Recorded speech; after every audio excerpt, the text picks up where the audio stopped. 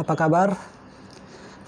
Sebenarnya saya nggak mau bahas soal dugaan pelanggaran prokes kesehatan oleh Presiden Jokowi di NTT. Tapi berhubung soib saya, sahabat saya, menginginkan supaya saya itu tidak tebang pilih dalam membuat konten. Dan dia pengen supaya saya juga membahas ya dugaan pelanggaran yang dilakukan oleh Presiden Jokowi ketika ia berkunjung di NTT. Akan tetapi bahwa ini menjadi perdebatan.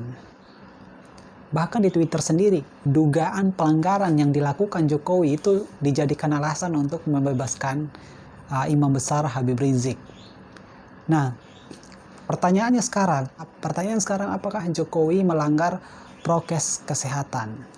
Sesungguhnya untuk menakar apakah Jokowi itu melanggar atau enggak, saya cukup mendengar apa yang disampaikan oleh Dr. Tirta. Saya pikir itu sangat logis dan saya pikir itu sangat masuk akal, ya, karena nggak bisa juga, ya, yang namanya kelalaian dari pemerintah daerah, kelalaian dari Pampres, kelalaian dari pihak intelijen menjadi kesalahan Jokowi. Nggak bisa juga seperti itu.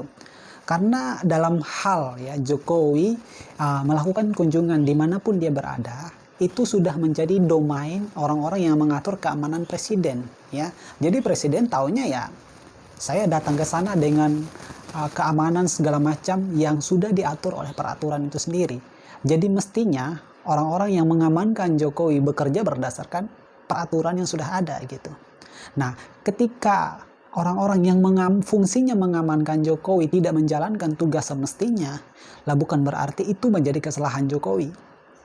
Ya, itu bukan berarti menjadi kesalahan Jokowi, apalagi itu menjadi seolah-olah Jokowi mengumpulkan massa, seolah-olah ada keinginan. Nah, jadi sampai di sini sebenarnya, jadi ada perbedaan antara apa yang dilakukan oleh Imam Besar Habib Rizik, karena di sana dia disangkakan pasal 160 Kitab Undang-Undang Hukum Pidana. Jadi jangan langsung berkesimpulan bahwa Presiden Jokowi salah atau Presiden Jokowi harus minta maaf. Saya pikir itu terlalu jauh, ya. Itu terlalu jauh menurut saya. Ya, karena kalau kita pakai tolak ukur undang-undang, misalnya dalam pasal 212, pasal 216, 218 Kitab Undang-Undang Hukum Pidana, yang melanggar protokol kesehatan itu adalah mereka dalam hal ini, ya, masyarakat yang tidak mematuhi ya perintah aparat, ya, dalam hal dia menegakkan peraturan, ya, menegakkan hukum. Ketika rakyatnya tidak mau nurut, nah disitulah dia dikatakan melanggar pasal 212, 16 dan 218 dan seterusnya. Tapi dalam konteks, ya, kalaupun Jokowi diduga melanggar pasal 93 Undang-Undang Nomor 6 Tahun 2018 tentang karantina kesehatan, ya berarti kembali lagi apakah di daerah itu sedang dalam menjalankan karantina wilayah atau tidak.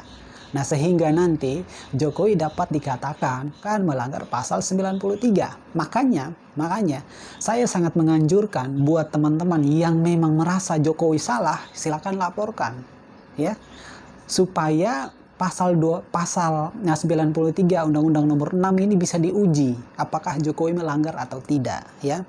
Bahwa ada juga yang beranggapan bahwa kan Jokowi menyiapkan bingkisan, berarti dia ada niat, ya, ada niat untuk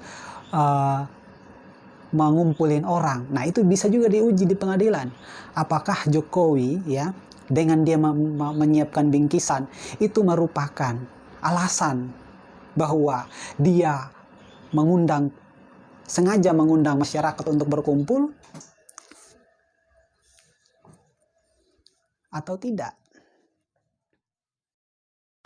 Dr. Tirta, gimana sih komentarnya mengenai kerumunan yang terjadi akibat antusiasme warga di NTT menemui Pak Presiden Joko Widodo? Jadi gini, Pak Presiden Joko Widodo itu sejati adalah simbol negara yang kemanapun beliau pergi akan selalu menarik massa. Hal ini sebenarnya sudah diutarakan oleh Atta Halilintar. Dok, saya ketika Jumatan rame, banyak yang minta foto. Nah, hal ini tentunya, satu, Pak Presiden sudah mengapresiasi dan mengedukasi agar tetap memakai masker. Terlalu banyak kerumunan yang hadir membuat Presiden tidak bisa membubarkan. Bahkan di salah satu video, sedan beliau sampai dikerumuni orang banyak. Ya. Kedua, Pak Presiden tidak pernah mengajak mereka-mereka untuk datang, tapi antusias. Dan hal ini harusnya menjadi refleksi bagi tim protokoler untuk lebih berhati-hati mengatur agenda Bapak Presiden di lapangan. Jadi, ya kembali untuk penerapan sanksi kerumunan, menurut saya sudah tidak relevan untuk ditegakkan. Tetap sehat, tetap semangat.